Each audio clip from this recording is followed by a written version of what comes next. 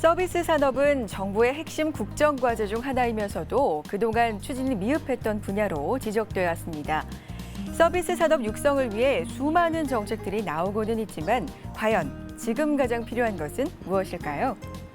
경쟁력 있는 서비스 산업 생태계 조성을 위해 힘쓰고 있는 한국서비스산업진흥원 김영배 이사장을 제가 직접 만나 대한민국 서비스 산업의 발전 방향에 대해 들어봤습니다.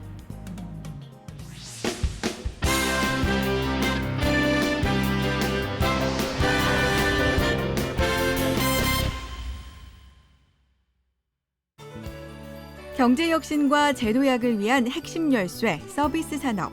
대한민국이 서비스 산업 육성에 두 팔을 걷어붙였습니다. 그 현장에서 뛰고 있는 한국서비스산업진흥원 김영배 이사장을 직접 만났는데요. 대한민국 서비스 산업의 현실과 미래에 대한 이야기를 들어봤습니다.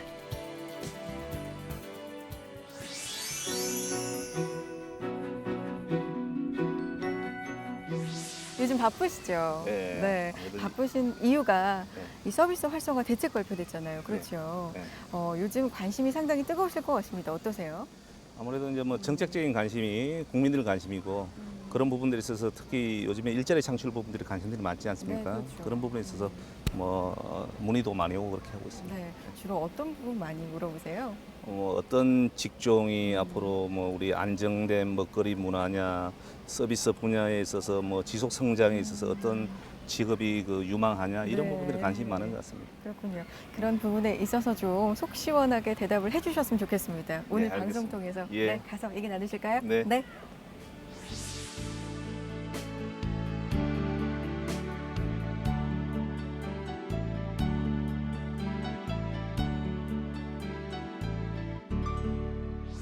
서비스 산업이 뭘까 제가 생각을 해봤어요. 주변에도 물어봤고요. 근데 서빙?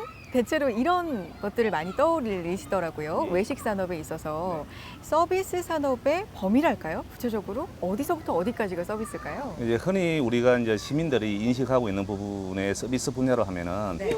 어떤 뭐 지금 말씀하신 부분처럼 서빙이라고 생각들을 많이 합니다만은 네. 우리 서비스 산업에서 말하는 서비스 분야는 제조업을 제외한 나머지 분야는 대부분 서비스업이라고 그 정의를 내리고 있습니다. 그래서 물건을 이동하는 유통의 서비스부터 금융기관에서 그 자본의 흐름에 소비자 전달되기까지 그 금융의 서비스, 또 고객들의 어떤 그 음식을 먹으면서 찾는 어떤 그 음식 서비스 분야까지 다양한 분야들이 그 형성되어 있습니다.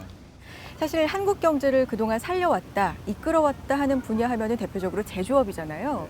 그런데 경제를 살려야 될 이때 제조업이 아니라 서비스업 중심의 활성화 대책이 대대적으로 나왔습니다. 이런 이유가 어디에 있다고 생각하세요? 과거에는 우리가 그 의식주에서 의와 식을 생각하고 주를 생각했습니다만은 국민의 삶의 수준이 상당히 높아지다 보니까 행복 지수에 대한 관심도가 높은데 행복 지수는 바로 서비스 문화에서 그 연계가 가장 높은 산업이기 때문에 아마 최대 관심이라고 생각됩니다.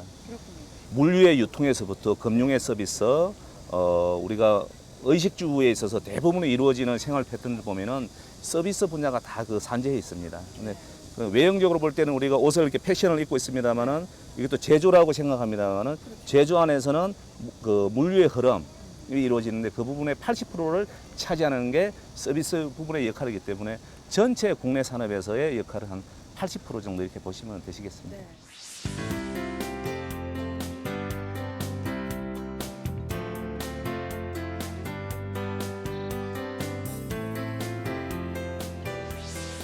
최근에 서비스업 활성화 대책을 정부가 대대적으로 발표를 했는데 유망한 서비스 업종 해가지고 7개를 발표를 했잖아요. 예. 그 7개 분야 중에서 이 분야가 상당히 유망하다. 개인적으로 어떤 분야라고 생각하세요?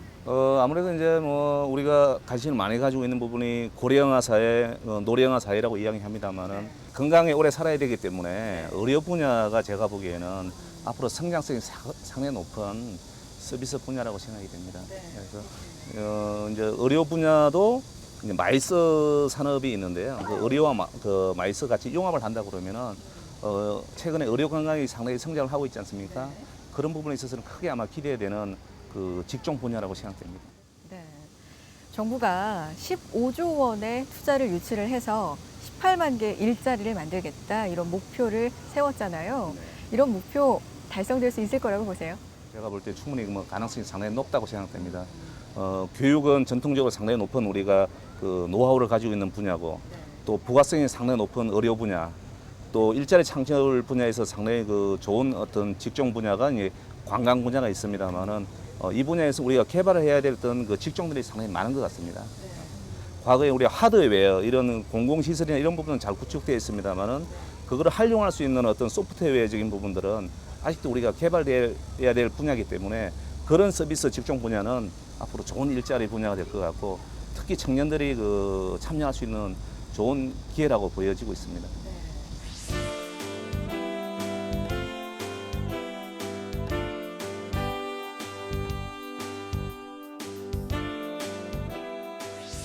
최근에 경제를 활성화시키려면 규제 부분이 좀 완화돼야 된다 이런 목소리들 높은데요. 서비스 산업 분야는 어떤가요? 서비스는 우리가 전통적으로 보면은 그 규제를 담당하고 있는 부처에서 그 역할을 많이 하고 있어요. 그 가장 좋은 그 우리 서비스 분야 의료 분야가 있는데 의료도 복지에서 담당을 하고 있죠. 또 그 먹거리도 보면은 그 위생과 관련되기 때문에 복지 분야에서 담당을 하고 있죠. 이러다 보니까 ICT 융합이나 이런 부분들이 새로운 부분들이 탄생을 하려고 하다 보면은 전통적인 어떤 직종 직업군들 또는 전문 분야 영역과 이게 충돌되는 부분들이 있는데 그런 부분들에서 부처에서 좀 더 관심을 가져주고 미래의 어떤 직업군 또 안정되는 어떤 그 부가성이 상당히 높은 직종 같은 경우에는 그 선진 어떤 사례를 보더라도 그런 부분은 좀 많이 이제 규제가 앞으로 개선돼야 되지 않겠나 생각됩니다. 이사장님에게 서비스업이란 한마디로 정의하면 뭘까 궁금해지는데요. 저는 이제 행복 추구를 위해서 우리가 살아가고 있는데 바로 그 행복 지수에 절대적으로 영향을 미치는 부분들이 바로 그 서비스 분야이고 서비스 분야의 이 만족도는 국민의 어떤 그 행복 지수와 연계가 있기 때문에 개인적으로는 저는 서비스란 행복이다 이렇게 생각을 하고 있습니다. 네, 서비스란 행복이다.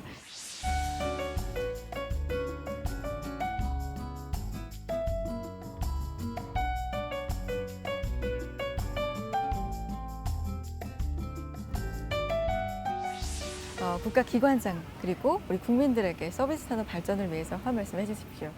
뭐 최근에 있어서 뭐 내수 활성화 이런 부분에서 그 서비스 분야를 많이 이야기를 합니다만은 전통적으로 우리가 고정관념이 있습니다. 사농공상이라고 해서 그러나 이제는 우리가 생각을 역발상 해서 뒤집어본다고 그러면 상이 가장 높은 그 분야라고 생각됩니다. 전 세계적으로 보면 그래서 우리도 이제는 상 분야가 바로 서비스 분야입니다. 그래서 이런 분야에 있어서 우리 시청자분들도 관심을 좀 가져주시고 특히 청년들이 유입할 수 있는 상당히 좋은 안정된 그 직종들이 많이 그 개발되고 있습니다.